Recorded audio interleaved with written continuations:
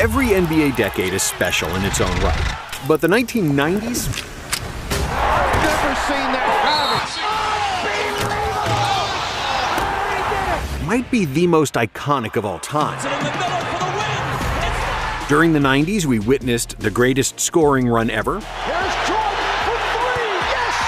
the greatest rebounding reign ever, Rebound Rodman, he's unbelievable at that. and the continued excellence of the all-time assist leader. Oh, baby, what a play by Stockton! We saw the best team ever assembled, we saw records that will likely never be broken, as well as notable rule changes and the continued globalization of the NBA as it became the most popular basketball league on the planet. Legendary feuds, iconic game winners, Stockton, open three, tattoos, dyed hair, and cornrows were all part of the decade that produced some of the greatest moments in NBA history. This is the full recap of the 90s, from the 1990 season until 1999.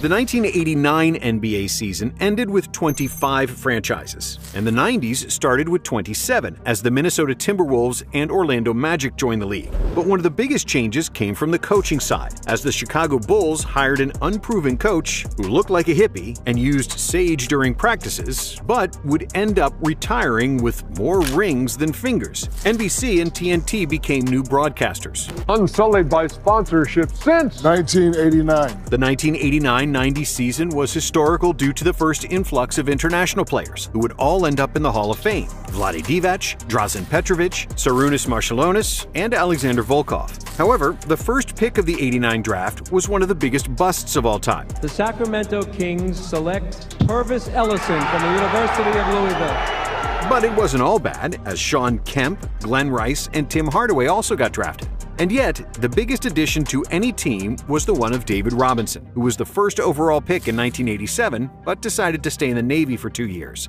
With the Admiral in the lineup, the Spurs improved by 35 games, which was the biggest turnaround in NBA history at the time, and Robinson became just the second newcomer who won Rookie of the Year unanimously. Jordan led the league in scoring for the fourth consecutive season, but in one of the closest MVP ballots ever, where 4 different players had a realistic chance to win, MJ finished third in MVP voting, behind Charles Barkley and Magic Johnson, who won his third MVP award. Dennis Rodman won his first Defensive Player of the Year, even though he averaged less than 1 steal and block per game, while Hakeem somehow finished second, despite averaging 2.1 steals and a league-leading 4.6 rejections. Olajuwon also notched a quadruple-double during the season, becoming only the 3rd player in NBA history to do so. In the All-Star game, East dominated the West, but Magic took home the MVP, and it was only the 3rd time in history a player on a losing team won the All-Star MVP. In the dunk contest, Dominique Wilkins defeated Kenny Smith, whose knees weren't as crooked yet, to win his 2nd slam dunk title. In the playoffs, despite having the MVP and the Coach of the Year, the Lakers struggled in their first year without Kareem Abdul-Jabbar and got defeated by the Suns in the 2nd round. It is all over. The Lakers have been eliminated. However, it was the Portland Trailblazers who won the West, behind a great backcourt duo of Terry Porter and Clyde Drexler. In the East, Michael Jordan got his 2nd conference finals, but for the 3rd year in a row, he got punched, kicked, and grabbed by the Pistons and their Jordan rules. MJ still pushed the Pistons to Game 7, where he would score 31 points with 8 rebounds and 9 assists. But the rest of the Bulls starters shot an abysmal 23% from the floor, scoring just 43 points, and the Pistons blew them out to advance to their 3rd consecutive NBA Finals. In the championship round, it was very close, as 4 games were decided by less than a 6-point margin of victory. But the Pistons proved their championship pedigree, winning the title in 5 games, with Isaiah Thomas as the Finals MVP. Isaiah played the best series of his life, scoring 27 points, 5 rebounds, and 7 assists, shooting 54% from the field and an unbelievable 69% for 3. Drazen Petrovic, who was by far the best player in Europe and one of the 10 best shooters in basketball history, played garbage time minutes, which shows how much the NBA teams didn't trust the Euros back then. And when the 1990-91 NBA season rolled around, it came with a lot of changes. 8 teams changed their coaches, most notably the LA Lakers, whose Pat Riley resigned as the head coach after 9 years and 4 championships. Pat Riley, of his own doing, resigned as coach of the Lakers. He knew as early as February he was going to do it.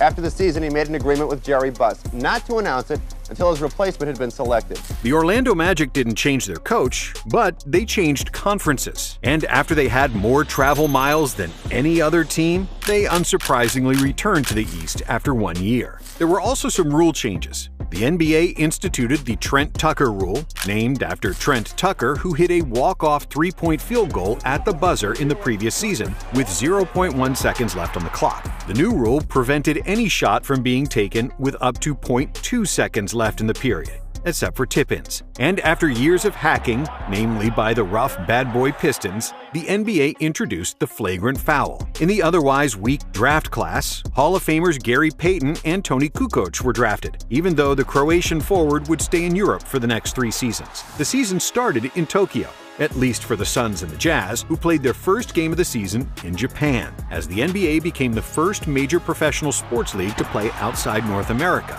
On December 30th, 1990, Scott Skiles handed out 30 assists in a game against the Nuggets, which set an NBA record that still stands today.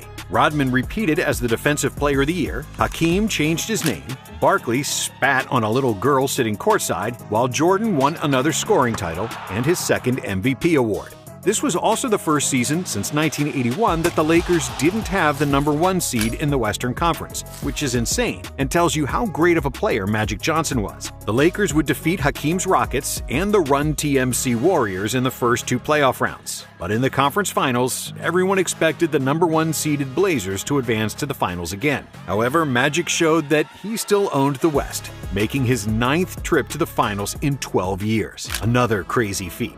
The stage is set for the Air Magic Show in the NBA Finals. Starting Sunday, it'll be Michael Jordan and the Chicago Bulls against Magic Johnson and the LA Lakers. But the biggest story happened in the East. After years of bullying, Michael Jordan and his Bulls finally shook off the Detroit Pistons in a clean series sweep. And before the final buzzer sounded in Game 4, Isaiah Thomas and the Pistons walked off the court, passing by the Bulls bench with their heads down, refusing to congratulate the winners. MJ took this personally, and 1 month later he had his revenge on Isaiah. But more on that later. In the finals, things didn't start so well for the Bulls, as the Lakers won Game 1 in Chicago. But then Scottie Pippen started guarding Magic, which changed everything and turned the series around. Jordan was absolutely spectacular, with 31 points and 11 assists, and nearly 3 steals on average, while shooting 55% from the field and 50% from 3. The 1991 Jordan was the best version of Michael, and it produced one of the most famous layups in NBA history.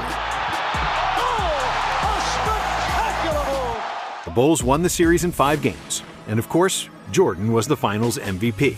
But now, let's talk about Michael's revenge on Isaiah Thomas. 1 month after the season, around the time when Terminator 2 ruled the box office, the NBA League, Commissioner Stern, and the U.S. Olympic program agreed to send NBA players to the Olympics after the collegiate athletes only won bronze in 1988. The first call was for Michael, who famously accepted to play, but only if Isaiah Thomas wasn't on the team. And on September 21, 1991, it was officially announced that NBA stars would participate in the Olympics. The 10 players chosen were Charles Barkley, Larry Bird, Patrick Ewing, Magic Johnson, Michael Jordan, Karl Malone, Chris Mullin, Scottie Pippen, David Robinson, and John Stockton. When the public saw Isaiah off the list, the Olympic Committee received a lot of backlash, because Thomas was widely considered the second-best point guard ever behind Magic. And speaking of Magic, he would soon become the biggest story in all of sports. After a physical examination before the start of the 1992 season, Johnson discovered that he had tested positive for HIV. And on November 7, 1991, Johnson organized arguably the saddest and the most memorable press conference in NBA history. Because of the HIV virus that I have attained, I will have to retire from the Lakers today. In Magic's honor, Charles Barkley switched his number from 34 to 32, which he wore for the entire season. Dikembe Mutombo, Steve Smith, Larry Johnson, and Kenny Anderson got drafted, with Larry Johnson winning Rookie of the Year in another relatively weak draft class. Pat Riley, after a year of commentating, returned to the NBA. Pat Riley won 4 NBA titles in his 9 seasons with the Lakers. He left L.A. 3 years ago, worked here at NBC for a year, and then joined the Knicks for the 91-92 season. Who would become a defensive force and a perennial contender in the East. But as the Knicks grew stronger, 2 other East powerhouses were at the end of their glory days and would soon fall into obscurity. Larry Bird played his last season with the Boston Celtics, and despite having to stretch for 2 hours before the game because of his bad back, he still averaged 20, 10, and 7, and shot over 40% for 3. The Celtics won 51 games, which would be their last 50-win season in 16 years. So today I'm retiring, and I'm still going to be around, but not in the capacity I once was. The bad boy Pistons were also falling apart, as Chuck Daly resigned by the end of 1992 to coach the Dream Team. On the brighter side, 1992 marked the start of the rebounding reign of Dennis Rodman. The Worm averaged an unreal 18.7 rebounds per game, which was the highest average since Wilt Chamberlain in 1972. It is the first of an NBA record 7 consecutive rebounding titles for Rodman, and during this span, Dennis averaged 16.7 boards per game, which is insane for a 6'7" forward. The Run TMC Warriors era also came to an end after Mitch Richmond got traded to the Kings. I had a great career here. It was fun. Just got to take it from there. Luke Longley became the first Australian player to join the NBA, while Larry Brown became the first head coach to coach 2 different NBA teams in a single season, after resigning from the San Antonio Spurs to join the Clippers. Brown led the Clippers to the team's first winning season since their relocation to Los Angeles, ending their 15-year playoff drought. Another NBA record worth mentioning was the Cavaliers' beatdown of the Miami Heat. On December 17, 1991, the Cavs crushed the Heat by a score of 148-80. This 68-point win stood as a record for nearly 3 decades, until the Grizzlies defeated the Thunder by 73 in 2021. But the biggest story of the regular season wasn't any record, nor Jordan winning another MVP, or John Stockton leading the league in assists for the 5th consecutive season. The biggest story was again Magic Johnson. 3 months ago, he announced his retirement from the NBA after testing positive for the HIV virus. But he was voted by the fans as one of the starting guards for the Western Conference Stars. Even though some people had reservations about Johnson playing with HIV, as Charles Barkley eloquently said it, the players weren't going to have unprotected sex with Magic. Before the game started, Isaiah Thomas hugged Magic and kissed him on the cheek, which calmed everybody and provided one of the most sincere moments of camaraderie in sports history, including the final shot of the game, a 3-pointer with 14 seconds to go, which ended the game prematurely. As all players ran onto the court to congratulate Johnson and exchange high fives. Magic was the MVP, with 25 points and 9 assists. In the 3-point shooting contest, the best shooter of all time was sitting in his father's lap, watching Del Curry lose the competition to Craig Hodges. After the All-Star break, the Lakers struggled without Magic, failing to win a playoff series for the first time in 11 years, losing 3-1 to the Blazers, who would go on to make the NBA Finals. If I had been playing with them, we wouldn't be in this situation that we're in now. We're missing the emotion, and I thought that's what I brought to the team, where emotionally every night we were up and ready, and right now we don't have that emotional leader. In the East, Riley's Knicks pushed Jordan to the limit, but Michael was too good for John Starks, and the Bulls won the series in 7. Then, after the Bulls eliminated the Cavs in 6, it was time for a showdown between the 2 best shooting guards in the league, Michael Air and Clyde the Glide. Some analysts speculated that the advantage Drexler had over Jordan was his outside shooting, to which Michael responded with the best half of basketball in finals history. In the first half of Game 1, Jordan scored 35 points, setting records for most points in a finals half and most 3-pointers in a half with 6. After his 6th 3-pointer, Jordan looked at Magic Johnson, who was commentating the game, and shrugged, forever marking his performance as the Shrug Game.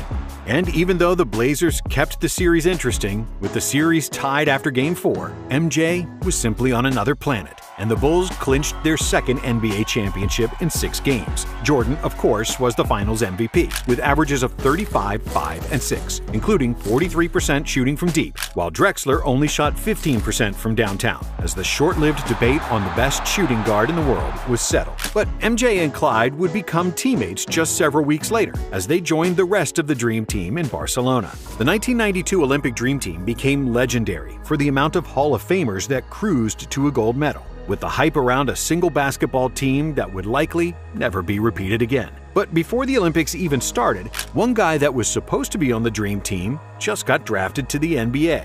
The Orlando Magic selects Shaquille O'Neal from Louisiana State University.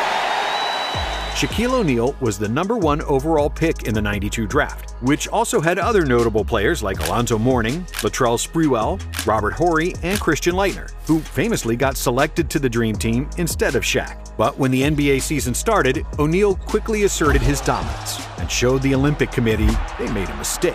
Shaq's unique blend of power, size, and agility made him a nightmare for opposing defenders, as well as NBA rims. Shaq famously brought down the entire stanchion in Phoenix, resulting in the entire basket construction collapse. When he did it again in New Jersey, destroying the shot clock that landed on his head, the NBA realized that they needed to change something to withstand the Shaq attack.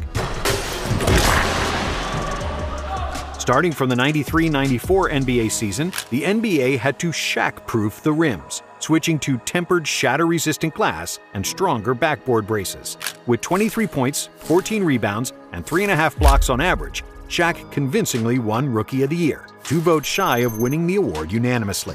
Shaq's dear friend, Charles Barkley, finally forced a trade out of Philadelphia before the start of the 1993 season, becoming a member of the Phoenix Suns. Barkley was the best American player on the Dream Team, and he carried that form to the NBA, winning the MVP award with averages of 25 points, 12 rebounds, and 5 assists per game. Jordan won his 7th consecutive scoring title, tying Wilt's record, and after 8 years of leading the NBA in combined blocks and steals, Hakeem Olajuwon finally won the NBA Defensive Player of the Year award, averaging 4.2 rejections and 1.8 steals per game. On the negative side of NBA history, the Dallas Mavericks had the 2nd worst season of all time. Don't blink. Mavericks throw the inbounds away. Jeff Hornacek to Spoon again for the layup. Winning just 11 games with 71 losses. But when the playoffs started, there were no surprises, as 4 teams with the best record in the regular season made the conference finals. In another classic matchup between the Bulls and the Knicks, New York won the first 2 games at home, and it seemed like Pat Riley, Pat Ewing, and John Starks finally had the goods to dethrone Jordan. Michael had one of the worst series of his career, as the Knicks played the best defense he ever faced, apart from the Bad Boys. In 5 games of the series, MJ shot just 35% from the field, and the Bulls' heads were kept above water because of Scottie Pippen, Horace Grant, and B.J. Armstrong. However, Jordan couldn't be shut down forever, and in Game 4, he shot 18 for 30 from the field, including 6 for 9 from 3, finishing with 54 points. At the time, it was the 8th highest scoring game in the playoffs. The Bulls tied the series, and then they won the next 2 games as well, advancing to their 3rd consecutive NBA Finals. In the West, Phoenix and Seattle kept exchanging leads, and the series would eventually be decided in Game 7.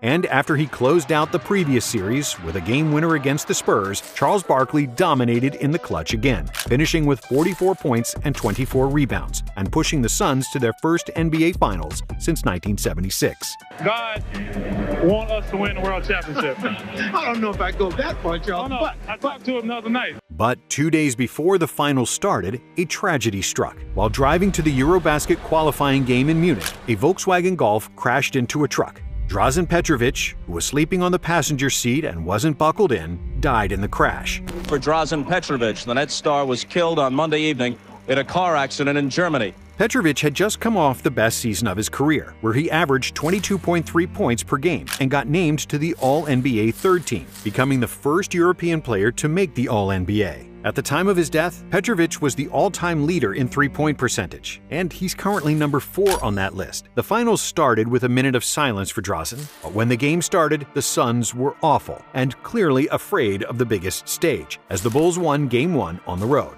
In Game 2, Barkley finished with 42 and 13, but it wasn't enough, as Jordan scored 42 of his own, along with 12 rebounds and 9 assists. Game 3 was a triple overtime game, where the Suns finally managed to win. But in Game 4, Jordan had the second best game scoring in the history of the NBA Finals, finishing with 55 points. The Suns managed to extend the series by winning Game 5 in Chicago, but in Game 6, thanks to the dagger 3 by John Paxson, the Bulls won the game and the championship. Michael Jordan scored 40 or more points in 4 consecutive games of the NBA Finals and averaged an NBA Finals record of 41 points per game for the series. But before the next season even started, another tragedy, as the NBA family lost another great player. On July 27, 1993, Boston Celtics All-Star guard Reggie Lewis collapsed during practice and died of a heart condition later that day, and the Celtics honored him by retiring his number 35. A week later, on August 3rd, another tragedy struck the NBA, as the police had found a dead body in the swamps of South Carolina, and it was identified as the body of James Jordan, Michael's father. What is still unclear and will be for some time is what effect this tragedy will have on Michael Jordan and his future with the Chicago Bulls. Only a month later, on October 6th, Michael Jordan shocked the world when he announced his retirement from the NBA following that tragedy. When I lose the sense of motivation and the sense of to prove something as a basketball player, it's time for me to move away from the game of basketball. However, the rest of the league had to keep going, and there were some new notable additions, as Chris Webber got drafted first overall by the Orlando Magic, who became the first team to earn the top overall pick in consecutive years in the lottery era. But because of Shaq's influence, who became good friends with Penny Hardaway during the filming of the movie Blue Chips, the Magic traded Webber to Golden State for Hardaway, who was the third overall pick. Jamal Mashburn, Allen Houston, Sam Cassell, and Nick Van Exel also got drafted in this class. Then, Magic Johnson returned to the NBA as the coach of the Lakers. I do know that what it takes to win, and I do know what it takes to be a good basketball player, and that's hard work. Joining the team for the last 16 games with a record of 5-11. The Lakers ultimately missed the playoffs for the first time since 1976, and just like he did when he was the Lakers GM, I'm not gonna be here. Johnson quit the job. The Celtics also missed the playoffs, and this was the first time in history that neither historic franchise qualified for the postseason. This storied rivalry has been reduced to a couple of clubs barely over break-even. Magic's good friend Isaiah Thomas suffered a torn Achilles during the season, which forced his retirement from the NBA, just like Bill Laimbeer, who also decided to hang them up. On the other hand, another bad boy was thriving. Dennis Rodman, now playing for the Spurs, continued to dominate the glass with 17 rebounds per game. On top of his on-court performance, Rodman fully embraced his inner bad boy and started to dye his hair almost every game. His front-court teammate David Robinson notched a quadruple-double, which was just the fourth and the last time it happened in an NBA game. And to win a scoring title over Shaq, Robinson went berserk in the final game of the regular season, scoring 71 points, the 7th highest scoring game ever at the time. Reggie Miller became just the 3rd player in NBA history to shoot 50, 40, 90 for the season, joining Larry Bird and Mark Price. Mahmoud Abdul-Rauf shot 95.6% from the free throw line, which was the second best mark in NBA history, behind Calvin Murphy's 95.8% from the 81 season. Abdul-Rauf hit 219 out of 229 free throws in '94, and if he had made just one more from the charity stripe, he would have broken Murphy's record. But without Jordan in the league, Hakeem Olajuwon took the throne as the best player in the NBA. His Rockets started the season 15-0, which was the best start in NBA history. Hakeem became only the 2nd player in history to win MVP and Defensive Player of the Year in the same season, after MJ did it in 1988. This was the closest Defensive Player of the Year voting in history, as Hakeem won with 23 points out of 101, in front of David Robinson with 22, Dikembe Mutombo with 19, and Scottie Pippen with 11. In the playoffs, Mutombo and his Nuggets became the first 8th seed to upset the number 1 seed, defeating the 63-win Supersonics 3-2 in the first round. Denver did a big favor to the Rockets, who didn't match up well with Seattle, and after a tough battle with Charles Barkley, Hakeem and the Rockets made the NBA Finals. In the East, the Jordanless Bulls nearly defeated the Knicks in the second round, but New York eventually advanced after 7 tough games. In the conference finals, the Knicks were losing 3-2 to the Pacers, and Game 5 will forever be remembered by Reggie Miller's choke sign towards Spike Lee. However, the Knicks had the last laugh, winning Games 6 and 7 to advance to their first NBA Finals since 1973. The finals between the Knicks and the Rockets were one of the toughest physical and defensive-oriented finals in NBA history, as neither team scored more than 93 points in the series. After 6 games, the series was tied. But then, in Game 7, John Starks, who was the leading Knicks scorer coming into the game, had an absolute dud. Starks shot just 2 for 18 from the field, including 0 for 11 from 3, and the Rockets won the game 90-84. Olajuwon won the Finals MVP with averages of 27, 9, and 4, with 4 blocks per game, limiting Ewing to just 36% shooting in the finals. And after such a low-scoring finals and overall decrease in offensive output compared to the 80s, the NBA wanted to increase scoring before the start of the 94-95 season. So they shortened the three-point arc to a uniform 22 feet around the basket, compared to the 23 feet 9 inches it was before. The league average from downtown was 33.3% in 1994, and with the shortened distance, it rose to 35.9%. And Steve Kerr led the league with 52.4% accuracy on three-pointers, which was the NBA record that stood until 2010, when Kyle Korver broke it with 53.5%. Also, starting from the 1995 season, players fouled while in the act of shooting a three-point attempt would get 3 free throws instead of 2. Jason Kidd, Grant Hill, Jalen Rose, Juwan Howard, and Glenn Robinson got drafted, with Kidd and Grant Hill winning the Co-Rookie of the Year award. Grant Hill and Jason Kidd, the co-rookies of the year in the NBA. Hill also became the first rookie in professional sports to lead fan balloting for the NBA All-Star Game. Coach Lenny Wilkins passed Red Auerbach to become the NBA's all-time leader in wins, a record that stood for 15 years, until it was broken by Don Nelson. Shaq won his first scoring title, Dikembe Mutombo won his first Defensive Player of the Year, while David Robinson won the MVP award. 1995 was also the last season for Moses Malone and Manute Bol. However, the biggest story was Michael Jordan, who returned to the NBA after a 15-month absence playing baseball. The economy has produced 6.1 million jobs since I became president. And if Michael Jordan goes back to the Bulls, it'll be 6,100,001. Jordan's announcement became legendary, as it consisted of just a 2-word fax. I'm back. That's all Jordan said on Saturday. That was really all Jordan needed to say as his 17-month retirement came to an end. Since the Bulls had already retired his number 23, MJ started wearing number 45. And in just the 5th game since he returned, MJ scored 55 in the Madison Square Garden in the famous double nickel game. But the number 45 wouldn't last long. After Game 1 of the conference semifinals against Orlando, when Nick Anderson stole the ball from Michael in the final minute, which clinched the game for the Magic, Anderson boasted that 45 is not 23, alluding to the end of Michael's dominance in the NBA. So, for the next game, Jordan returned to the number 23, scoring 38 points in Game 2 and tying the series. However, due to the inferior front line, the Bulls couldn't battle Shaq and Horace Grant, and the Magic won the series in 6 games. The Indiana Pacers played another memorable series against the Knicks, highlighted by Reggie Miller's legendary 8 points in 9 seconds to steal Game 1 in New York. And a steal. Miller retreats to the three-point line and hits again. In a series where 4 games were decided on the final possession, the Pacers defeated the Knicks, winning 97-95 in Game 7. And it's all over. The Indiana Pacers have defeated the New York Knicks. The East Finals would also go to 7 games, with Orlando edging out the Pacers to advance to their first NBA Finals, becoming the first of the 1980s expansion franchises to reach the championship round. In the West, the Rockets overcame a 2-1 deficit against the Jazz to win the series 3-2, but their championship dreams seemed to be over against the Suns, who had a 3-1 lead in the second round, with a double-digit advantage in Game 5.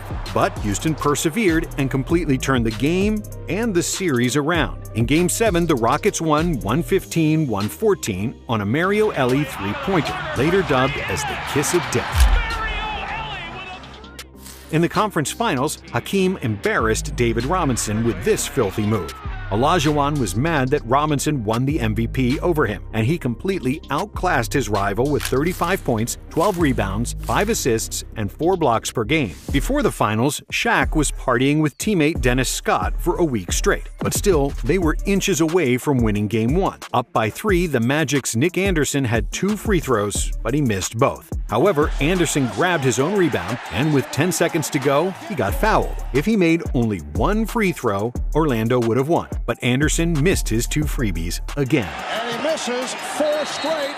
The Rockets had the final possession, and Kenny Smith tied the game with a three-pointer, which was the 7th 3 he made that game, and that set an NBA record for most three-pointers in a finals game, which wouldn't be broken until 2010. In overtime, the game was tied with 5 seconds to go, when Olajuwon tipped in the miss by Clyde Drexler to win the game for the Rockets. Houston then won the next 3 games to repeat as NBA champions, and their 7 consecutive wins on the road was an NBA playoff record. Houston was the lowest seeded team ever to win the NBA Finals, winning as the 6th seed. The Rockets also became the first team to defeat 4 opponents who had 50 or more wins en route to a title. And one day after the finals concluded, the first ever NBA lockout ensued due to the labor dispute with the salary cap, free agency, a rookie salary cap, and revenue sharing. But unlike some future lockouts, a new collective bargaining agreement was reached before the season started and no games were lost. The NBA established its first Canadian teams since the 1946-47 Toronto Huskies,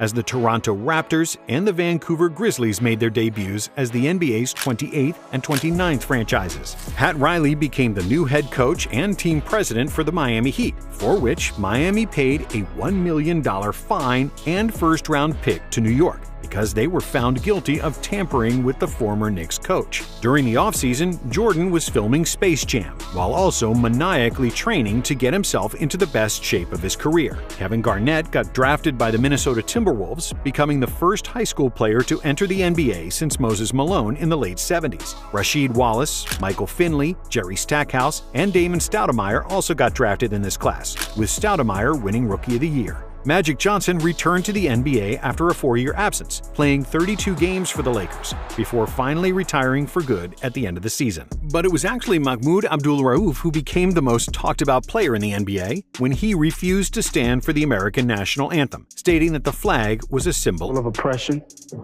of tyranny. On March 12, 1996, the NBA suspended Abdul-Rauf for his refusal to stand, costing him $31,707 per missed game. 2 days later, he worked out a compromise with the league, whereby he would stand during the playing of the national anthem, but could close his eyes and look downward. John Stockton led the NBA in assists for the 9th consecutive year, and during the season he became the all-time leader in assists and steals. Hakeem Olajuwon became the all-time leader in blocks, while Robert Parrish broke Kareem's record of most games played. And 4 years after the movie White Men Can't Jump came out, Brent Barry won the slam dunk contest as the first white player to do so, and the only one until Mac McClung won in 2023. Dennis Scott made the NBA record in three-pointers made in a season with 267, and it stood for 17 years until Steph Curry made 272 threes in 2013.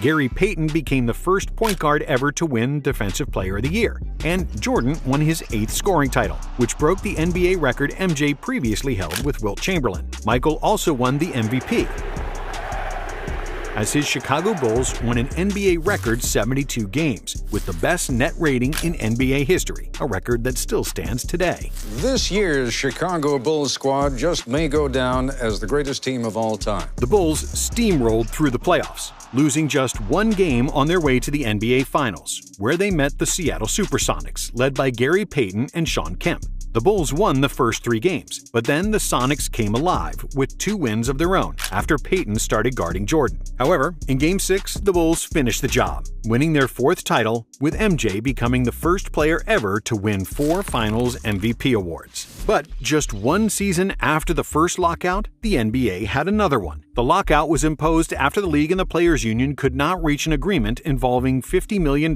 in profit sharing from television revenue. But after just a few hours of negotiations, the Players' Union and the league reached an agreement. In the 96-97 season, the NBA salary cap was roughly $24 million. Only 4 players in the league were making over $10 million per season, led by Horace Grant and his $14 million salary. But then there was also Michael Jordan, who earned $30 million that year, which was more than what 21 other franchises paid for their entire roster. This was possible because at the time, there was no maximum salary rule, and teams were allowed to go over the salary cap to re-sign their own free agents. So Jordan took advantage of that, signing a big 1-year contract. MJ's deal was trailblazing, and it led to other superstars soon demanding and getting more money.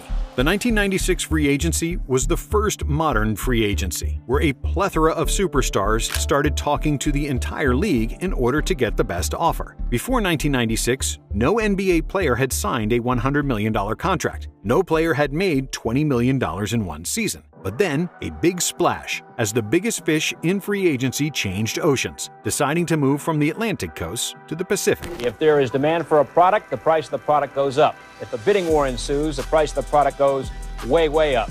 And that brings us to Shaquille O'Neal. On July 18, 1996, Shaquille O'Neal and the Los Angeles Lakers agreed to what was then the largest contract in the history of sports. The contract was worth $120 million over 7 years, while the Orlando Magic were left stranded for their indecisiveness to re-sign. The Heat signed Mourning to a 7-year deal worth $112 million, but Riley wasn't done there, wanting to also sign Juwan Howard. It appeared that the Heat had Howard locked into a 7-year, $100 million deal, but the NBA voided the contract, citing the Heat for incentive bonuses for Tim Hardaway and P.J. Brown. Howard then signed a $105 million deal to stay with the Washington Bullets, while Charles Barkley got traded to the Rockets to join Olajuwon and Drexler. But before the season even started, a new crop of rookies joined the NBA, arguably the best draft class of all time. The Philadelphia 76ers select Allen Iverson from Georgetown University. Allen Iverson was the #1 overall pick, but there was also Kobe, who followed KG's path and came directly from high school. I have decided to skip college and take my talent to the NBA. Steve Nash, and Ray Allen, all future first-ballot Hall of Famers. Other notable players include Jermaine O'Neal, Peja Stojakovic, Stephon Marbury, Marcus Canby, Antoine Walker, Sharif Abdur-Rahim, Zydrunas Ilgauskas, and Derek Fisher. After a 3-15 start to the season, the Spurs GM Greg Popovich fired coach Bob Hill and started coaching the team himself, starting his 28-year coaching tenure with San Antonio. The Utah Jazz broke the NBA record for the biggest comeback, winning a game against the Nuggets after trailing by 36 in the second quarter. Kevin Garnett became the youngest player selected for the All-Star game. It's the youngest man since Magic Johnson to make an All-Star team, Kevin Garnett. And during the All-Star weekend, the NBA celebrated its 50th anniversary by naming the 50 greatest players in history, where Wilt and Mike enjoyed some trash talking, while Kobe won the slam dunk contest.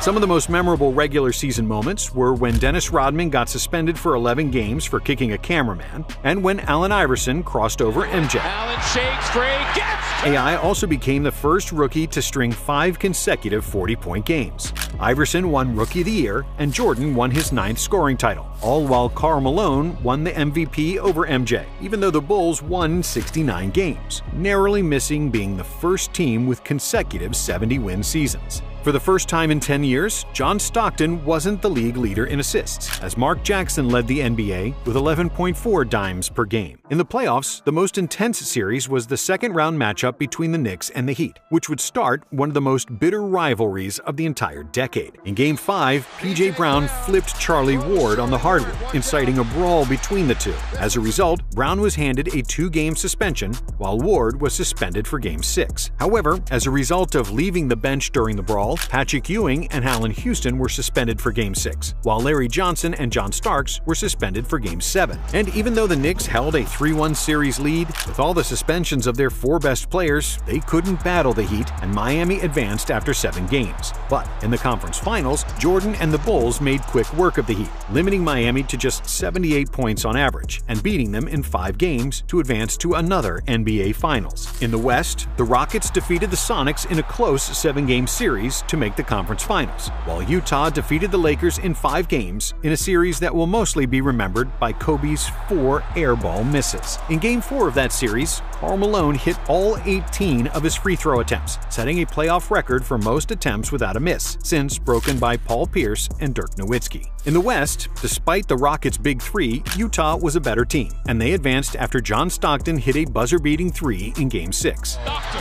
open 3, hit it! Game 1 of the finals was tied with 10 seconds to go, and Karl Malone was at the free throw line when Scottie Pippen told him the infamous line, "The mailman doesn't deliver on Sunday." The game was played on Sunday, and just like Pippen predicted, the mailman didn't deliver, missing both free throws. On the other end, Jordan dribbled the ball down the court and then made a 20-foot jumper at the buzzer to win Game 1. Malone had another poor performance in Game 2, which the Bulls won with ease. But in Game 3 in Utah, the mailman finally delivered, leading the Jazz to victory with 37-10.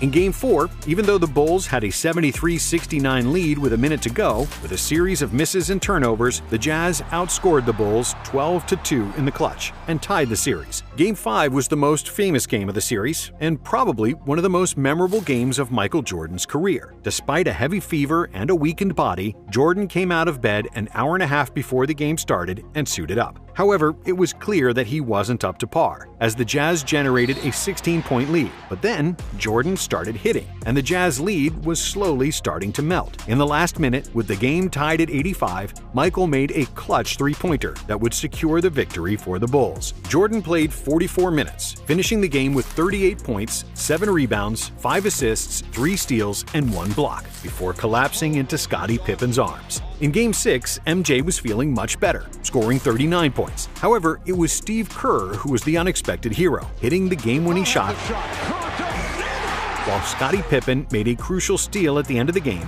to secure the 5th NBA title for the Bulls. And the 1997-98 season was the year of the coaches. First, an NBA legend returned to the court, but this time, Larry Bird was not playing, but coaching the Indiana Pacers, where he'd immediately win the Coach of the Year award. Secondly, Phil Jackson and the Bulls announced that the Zen Master would stop coaching Chicago at the end of the season, which created constant drama around the team in a season known as The Last Dance. Thirdly, the Warriors head coach PJ Carlesimo grabbed all the headlines when he appeared at a press conference with clear marks around his neck, which would later be discovered to be marks from Latrell Sprewell's hands. Spree threatened to kill him, and he nearly succeeded, for which he received a 68-game suspension, at the time the longest suspension in NBA history. And speaking of violence, the Washington Bullets didn't want to be associated with guns, so they renamed the team and became the Washington Wizards. Tim Duncan got drafted first overall by the Spurs, who won 36 games more than the previous season, which was the biggest turnaround in NBA history. Hall of Famers Tracy McGrady and Chauncey Billups also got drafted. The NBA reverted the three-point line back to 23 feet 9 inches at the top of the key, while the distance from the corners remained at 22 feet. The league average dropped from 36% accuracy and 6 made threes in 1997 to 34.5% and 4.4 made three-pointers in 1998. Now, for comparison, in the 2024 NBA season, teams averaged 12.8 makes from downtown, with a 36.6% accuracy. Violet Palmer and Dee Kantner made history, becoming the first female officials in major American sports leagues. The Denver Nuggets made the history books as the 4th team ever to lose 70 games in a season, finishing with an 11-71 record. On February 27th, the Indiana Pacers defeated the Portland Trailblazers 124-59, marking the first time in NBA history that one team scored more than twice as many points as its opponent. AC Green joined the record books as the NBA Ironman, surpassing Randy Smith's record of 906 consecutive games played, and Green eventually increased the record to 1,192 consecutive games. Kobe became the youngest All-Star in history, and for the first time since the '84 season, there was no slam dunk contest, as the league believed it was getting too repetitive. Jordan claimed his 3rd consecutive All-Star Game MVP, as well as his 10th scoring title, and his 5th MVP award. Dikembe won his 3rd Defensive Player of the Year award, while Tim Duncan won Rookie of the Year. Timmy also made the first-team All-NBA, becoming the first player with this accomplishment since Larry Bird in 1980, and the last to do it, as it hasn't happened since. In the playoffs, the Knicks and the Heat played each other again, and they didn't pull any punches. In another physical, emotional, and borderline dirty series, there was another brawl, this time between two guys who couldn't stand each other, Larry Johnson and Alonzo Mourning. A 5'9" coach, Jeff Van Gundy, tried to get in the middle of it, and he nearly got run over as he tried to hold on for dear life by grabbing Mourning's leg. Johnson and Mourning got suspended for the deciding game of the series, but this time it was the Knicks who advanced. However, in the second round, the Knicks lost to Larry Bird and his Pacers, who made the conference finals against the Bulls, and Chicago was on its last legs. Pippen was hurt, and all the other players were tired on the back end of a 3rd consecutive year with over 100 games played. On the other hand, Reggie Miller was playing the best ball of his career, which he proved in Game 4, hitting a game-winning three-pointer after an uncalled offensive foul on Jordan. Gets it in the middle for the win!